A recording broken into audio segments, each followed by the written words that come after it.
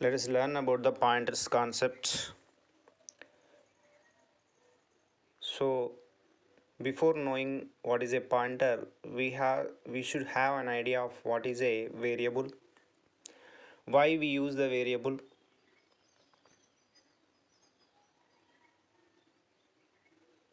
A variable can be any name which is given to a memory location inside the memory of the computer. Let us take a variable a, and it can be integer variable or float variable. If I'm declaring it as int a, then it is called as an integer variable as the data type is int. You can store some value into this. I'm storing it as a is equal to 10 here. So whenever you store a is equal to 10, a value 10 will be stored inside the a, right? So a variable is generally used to store what? It is used to store values. It is used to store what? It is used to store the values. Similar to that, we have the pointer. Similar to that, we have the pointer, but the pointer is not going to store the values, but it is going to store the addresses. So tell me, every variable whichever is created inside the computer will have a address. Here I am taking the address operator, that is ampersand a. So let us take the address of the variable a is 100. So that means ampersand a is how much? 100. So what is a pointer? Is this address is there, no, this 100 address is there, no. I want to store the address of a, that is 100, into some variable. That variable I am calling it as a pointer. That variable I am calling it as a pointer. So in here 100 is stored. Let us take the name of the pointer as p. Now I can say that p is a pointer to p is a pointer to a. Why? Because p stores the address of a. So this kind of pointer we can call it as a integer pointer. This kind of pointer we call it as a integer pointer, because here p is pointing to an integer, that is a. Okay. So this is the basic understanding of the pointers. Similarly, we can also declare a float variable like this, that is a float of b, and give some value into this one, right? 10.5 I'm giving. So again you need to declare one pointer. Let us say the pointer name is q, which is going to store the address of this value 10.5. Let us say that, let us assume that 10.5 has an address, that is 200. 200 is the address of the variable b, which stores 10.5. And if you store this address 200 in the q, then I can say that q is a pointer to the 10.5. That is a, what kind of pointer is this? This is a float pointer, as it is pointing to a float value. So I can declare it as float star. What I can declare it as? Float star. Star means pointer q. In the above example, what I have to declare it as? It is an integer pointer, so I am declaring it as int star. Star is pointer, and the name of the pointer variable here in the above example is p. Here the name of the pointer is q. Similarly, we can declare some other pointer r, which can point to a character. So declare a character variable.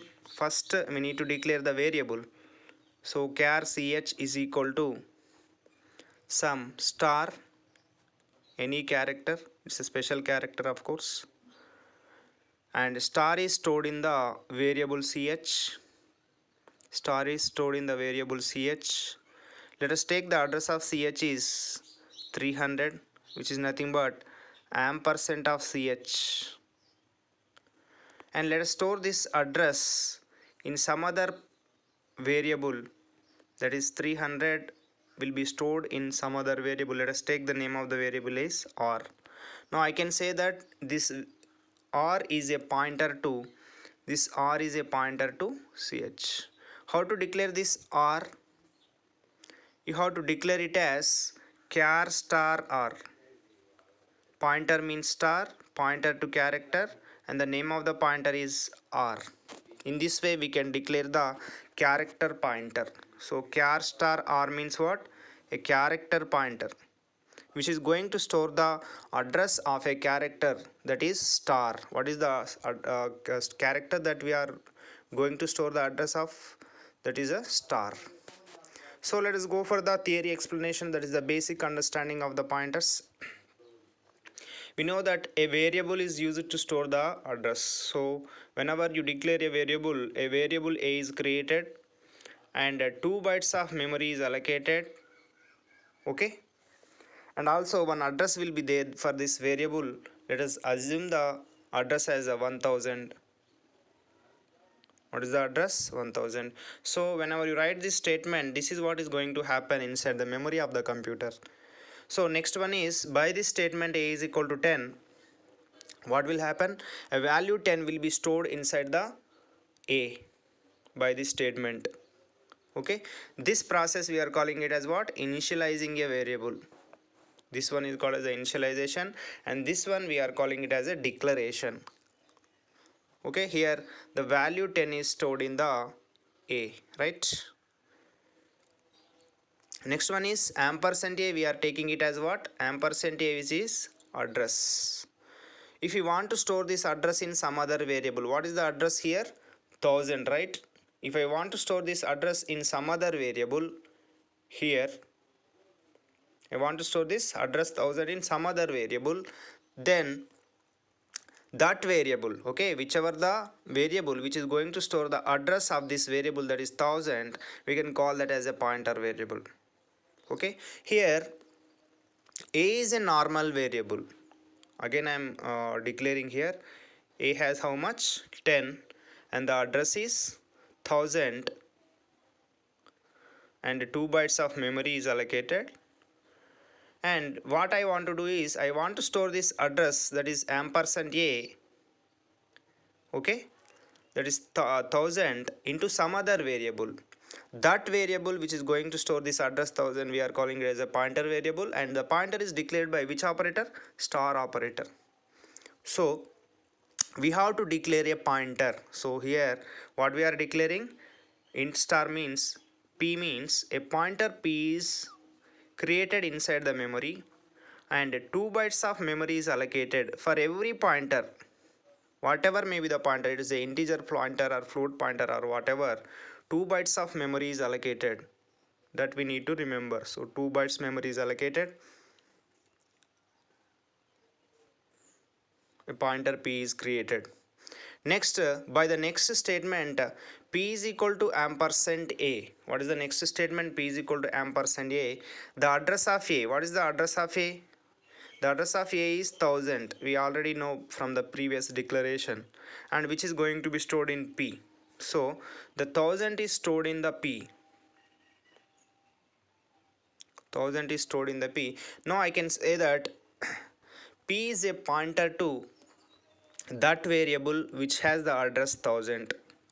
What is that variable which has the address as 1000? That is nothing but a. What is the variable? A. Okay, so what is the value that we have stored here? As you can see from here, the value that we can store here is 10. What is the value that we have stored? 10. So here I am storing the 10. So a variable is used to store the value, whereas a pointer is used to store the address. And this particular example, we can call it as what kind of pointer is p? Here p is nothing but an integer pointer. P is a integer pointer. Why? Because it is pointing to an integer. It is storing the address of an integer, that is a. Okay, it is a integer pointer. Similarly, we can declare a pointer to float value. That means we can store the address of a float value also. Here, see here, the above pointer is called as pointer to integer, that is p. A pointer to a float value is defined as below. So in order to declare a pointer to float value, we have to follow these steps. The step number 1, declare a float variable b and store a value in b. So I have declared one variable, that is b, and store a value. Let us take the value as something like 2.6. Okay, there will be some address for this variable. Let us take this address as 2000. Let us take the address as 200 otherwise.